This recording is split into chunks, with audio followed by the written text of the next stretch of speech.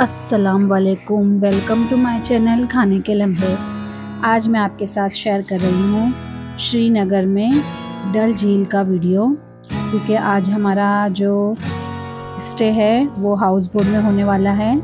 तो हम जा रहे हैं, ये घाट नंबर 4 है, ये घाट नंबर 4, यहाँ पर लाइन से घाट बने होते हैं। तो घाट नंबर 4 पर हम खड़े थे, तो हमें जो हाउस बोट वाले हैं उनकी तरफ से ही ये शिकारा होती है। इसमें बैठकर अभी हम जा रहे हैं हमारी हाउस बोट में। आप घाट नंबर 4 पर खड़े होगे ना, तो आपको सामने ही दिखाई देगी HB गोल्डन बेल। ये हमारी हाउस बोट का नाम था जिसे हमने बुक किए थे। इसे हमने ऑनलाइन बुक नहीं किए, बल्कि जहाँ हमने श्रीनगर में जिनके घर में हमने होम स्टे लिया था उन्हीं के ज़रिए हमने ये हाउस बोट को बुक किए हैं। और हमने यहाँ पर 2 रूम बुक किए हैं, क्योंकि हम लोग बच्चों को मिलाकर तकरीबन 6 लोग थे। तो एक रूम का था हमारे यहाँ इस हाउस बोट में 3000। तो हमने एक रूम के लिए पे किया है 3000 रुपये। ये रही हमारी सामने HB golden bell houseboat का नाम है ये। बस आप समझ लीजिए थोड़ा सा रास्ता 2 से 3 मिनट का रास्ता था। घाट नंबर 4 से बैठकर हमें सामने दिखाई दे रही थी ये हाउस बोट। और ये कुछ 4 बजे के आसपास का वक्त था जब हम यहाँ पहुँचे थे। तो बहुत ज़्यादा ठंड थी, पानी में बहुत ही ठंड। हाउस बोट में जो हमारा रुकने का एक्सपीरियंस है वो तो अच्छा ही रहा, लेकिन हम ऐसा सोचते हैं कि अगर यहाँ ठंड थोड़ी कम होती तो शायद हम इसे और ज़्यादा एंजॉय कर सकते, क्योंकि श्रीनगर में जितनी हाउस बोट के अलावा जितनी ठंड है उससे कहीं ज़्यादा यहाँ पर हाउस बोट में ठंड थी। ये रहा हमारी हाउस बोट, आप देख सकते हैं बहुत लंबी है। तकरीबन यहाँ पर 4 से 5 कमरे होते हैं हर हाउस बोट में। अब पूरी की पूरी ये लकड़ी की होती है। और आप इसका कंस्ट्रक्शन देख सकते हैं, कुछ हवेली नुमा आप बोल सकते हैं। जिस तरीके की बड़ी बड़ी राजाओं की हवेलियाँ हुआ करती थी ना, उसी तरीके से इसका जो कंस्ट्रक्शन किया गया है। और पूरा का पूरा A to Z इसमें लकड़ी का काम किया जाता है। और कश्मीरी वर्क ज़्यादा इस्तेमाल किया जाता है, कश्मीरी नक्काशी जो होती है उसका बहुत। और ये है ओनर यहाँ के इस हाउस बोट के। मेहमानों का बहुत ध्यान रखते हैं, सलाम दुआ वगैरह करते हैं, पहले उनका अच्छे से इस्तेकबाल करते हैं। ऐसे तो हम होटलों में जब रहने जाते हैं तो ऐसा वहाँ नहीं होता है, वही गुड आफ्टरनून गुड इवनिंग ये सब होता है। लेकिन ये लोग बहुत तहज़ीब से मेहमानों का इस्तेकबाल करते हैं। आप जब कभी भी हाउस बोट में जाओगे ना, हाउस बोट में क्या श्रीनगर कश्मीर में आप जहाँ कहीं भी जाओगे ना, तो आप तब देखना वो लोग आपके साथ किस लहजे में किस रवैये से बात करते हैं। आप एकदम इम्प्रेस हो जाओगे, मेरी गारंटी है ये। और ये देखिए आप पूरा डल लेक का नज़ारा, लाइन से बहुत सारी हाउस बोट है। और शाम के वक्त हाउस बोट का नज़ारा कुछ ज़्यादा ही डिफरेंट होता है, बहुत खूबसूरत हो जाता है। और जो ये सब दिया हुआ है ना, सिटिंग एरिया है, हम यहाँ बैठकर पूरा डल लेक का व्यू एंजॉय कर सकते हैं। लेकिन मैं आपको बताऊँ इतनी ठंड थी कि हम यहाँ पर बाहर बैठ भी नहीं पा रहे थे, इतनी ठंड थी। अभी आपको मैं इस हाउस बोट का टूर करवाती हूँ। ये देखिए कुछ लाइट का इशू वगैरह यहाँ चलता रहता है श्रीनगर में। जब लाइट इस तरीके से चली जाती है तो ये लोग जो जनरेटर है, पावर जनरेटर, उसका इस्तेमाल करते हैं। और ये रहा पूरा सिटिंग एरिया जो कि बहुत ही खूबसूरत है। हम यहाँ बैठकर पूरा डल लेक का नज़ारा कर सकते हैं और अंदर से भी बहुत खूबसूरत है। तो चलिए अब हम अंदर चलते हैं। और ये रहा पूरा डाइनिंग एरिया। जैसे ही मेहमान आते हैं तो उन लोगों को यहीं बिठाया जाता है। और बेडरूम में ये लोग खाना नहीं सर्व करते, जो हमारी जो बात इनके पास खाने के साथ होती है ना, तो वो लोग यहीं बिठाकर हमें सारा खाना, ब्रेकफास्ट, डिनर यहीं पर सर्व करते हैं वो लोग। आप ये देख सकते हैं सोफ़ा, कुर्सी, सारा और फर्नीचर्स वगैरह रखा हुआ है, जो कि बहुत खूबसूरत है और काफ़ी महंगा भी लग रहा है, क्योंकि लकड़ी जो एक अलग ही किस्म की लकड़ी यहाँ पर इस्तेमाल की जाती है। और जो कि पूरा जो हाउस बोट में लकड़ी का इस्तेमाल होता है ना, तो यहाँ के लोगों का कहना है कि देवदार की लकड़ी का ये लोग इस्तेमाल करते हैं, क्योंकि ये 200 साल तक चलती है, बिल्कुल ख़राब नहीं होती देवदार की लकड़ी। और ये जो हाउस बोट होती है ना, ये करोड़ों की होती है, 1-2 करोड़ की भी नहीं बल्कि करोड़ों की ये एक हाउस बोट होती है। और मैंने भैया से पूछा था, हाउस बोट वाले मालिक से, क्या ये हाउस बोट आपकी अपनी है कि आप किराए पर चलाते हो? तो उनका कहना था यहाँ पर किराए की किसी की हाउस बोट नहीं होती, जितनी भी हाउस बोट है ना हमारी खुद की होती है, क्योंकि यहाँ पर वही लोग रह सकते हैं हाउस बोट में जो जानता है कि पानी पर किस तरीके से सर्वाइव किया जाता है। यानी कि आप उसकी लैंग्वेज समझ सकते हैं कि वो क्या कहना चाहता है कि हमारे बाप दादाओं यानी पुश्तैनी लोगों के ज़रिए इनके पास ये हाउस बोट आई है, यानी इनके जो पीढ़ी दर पीढ़ी है वो हाउस बोट पे इसी तरीके से हाउस बोट में रहते होंगे, तो ये लोग भी रहते हैं। यानी कि किसी की भी किराए की नहीं है, जिसकी भी हाउस बोट है ये इनकी खुद होती है। और इस तरीके से डल झील पर ना पूरा का पूरा शहर बसा हुआ। तकरीबन मैंने सुना है कि इस डल झील पर 50,000 लोग रहते हैं, और जो ये यहाँ के मालिक है ना वो खुद इस हाउस बोट में रहते हैं, क्योंकि ना इसमें ऊपर भी कुछ अलग से पोर्शन है, तो सीढ़ी लगी हुई है, और नीचे भी कुछ पोर्शन है, तो वो लोग ना वहीं कहीं रहते हैं। और मैं आपको ये कमरा दिखाती हूँ। हमने यहाँ पर 2 कमरे लिए हैं, ये एक कमरा है, अभी यहाँ पर हमारी सारी फैमिली बैठी हुई है, और ये आपको मैं दूसरा कमरा दिखाती हूँ। ये वीडियो मेरे बेटे ने शूट किया है, तो इसने पहले वॉशरूम से इस वीडियो को शूट किया है, जबकि ऐसा नहीं करना चाहिए था, लेकिन कोई बात नहीं। ये देखिए बाथ टब देखकर ना मेरा बेटा बहुत खुश हो गया था, और इसने ये कोशिश भी की थी कि मैं यहाँ नहाऊँगा, लेकिन आप सोच सकते हैं कि उम्मीद दिल में रखना और उसको करना 2 अलग अलग बातें होती है, जो कि यहाँ पॉसिबल नहीं था, क्योंकि बहुत ठंड थी, बहुत ज़्यादा ठंड थी। और बाथ टब में तो नहाने के बारे में हाउस बोट में सोचा ही नहीं जा सकता है, इतनी ठंड यहाँ पे होती है। हमने जो कमरा लिया था ये था एक कमरे का, उन्होंने लिया था हमसे 3000, और 2 बेड दिए हुए थे इस पर, एक सिंगल बेड था और एक डबल बेड था। और इसके साथ साथ उन्होंने हमें वो भी हॉट वाटर बोतल भी दी थी, और इलेक्ट्रिक जो हीटर होता है ना वो भी हमें दिया था, जिसकी वजह से हमारा कमरा गर्म था। अगर वो ना होता ना तो हम यहाँ रह भी नहीं पाते। अच्छा, तो मैं आपको बता देती हूँ कि हाउस बोट में हम जब रहने जाते हैं ना, तो यहाँ पे ना शिकारा वाले बहुत सारे होते हैं जो अपना बिज़नेस चला रहे हैं। इन लोगों को पता होता है कि यहाँ मेहमान आ गए हैं। तो ऐसे ही मैं आपको जो बाहर का सिटिंग एरिया दिखा रही थी, वहाँ मैं बैठी थी, तो ये चाचा जो है आ रहे थे, बहुत बड़ा सा थैला था इनके हाथ में, ढेर सा। तो मैं सोच रही थी शायद ना जो हम यहाँ पर मेहमान रहते हैं हाउस बोट में, तो लॉन्ड्री वगैरह का ये ले जाते होंगे, कपड़े धुलने के, शायद धोबी वगैरह होंगे। हम लोग ये आपस में, मैं हस्बैंड वाइफ, हम लोग ये बात ही कर रहे थे।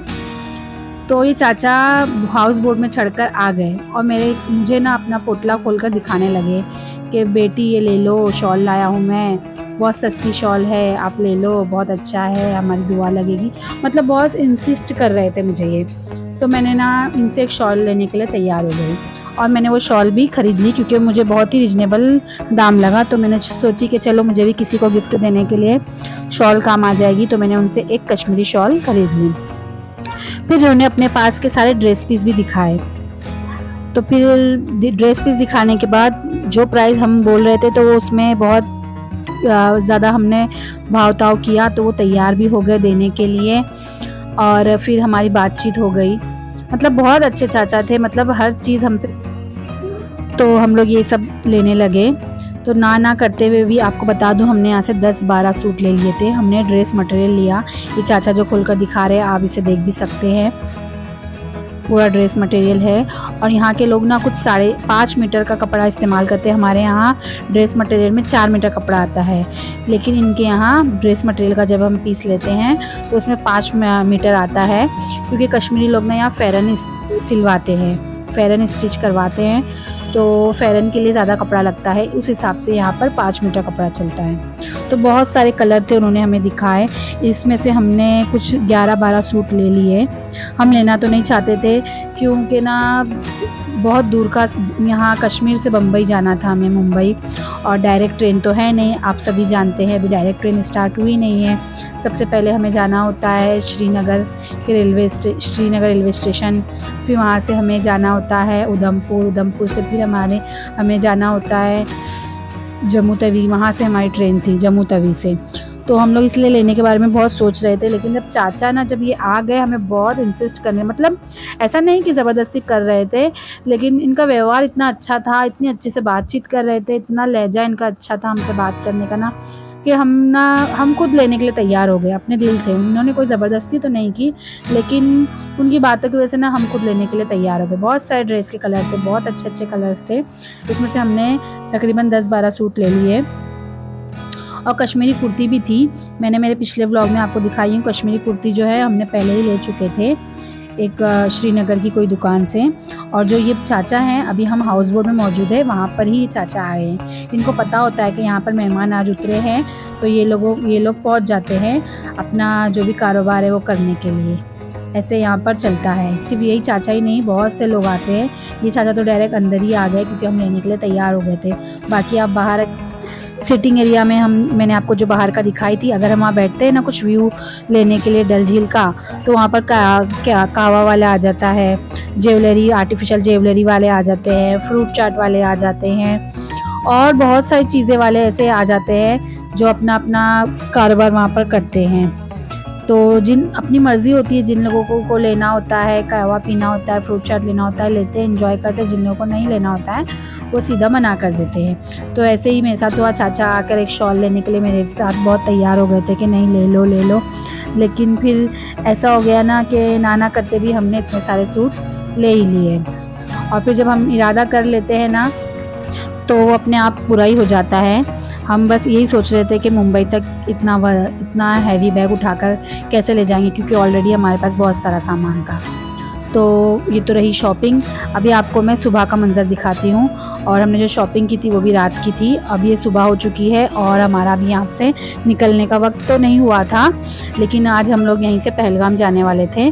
अब हमारा 12 बजे का टाइम था, लेकिन हम लोग ने 10 बजे ही यहाँ से निकलने का इरादा कर लिया था, क्योंकि हमारे पास टाइम कम था और कल हमें मुंबई के लिए वापसी भी थी हमारी। इसलिए आज हमने लास्ट हमारा पहलगाम जाने का हमने इरादा किया है आज।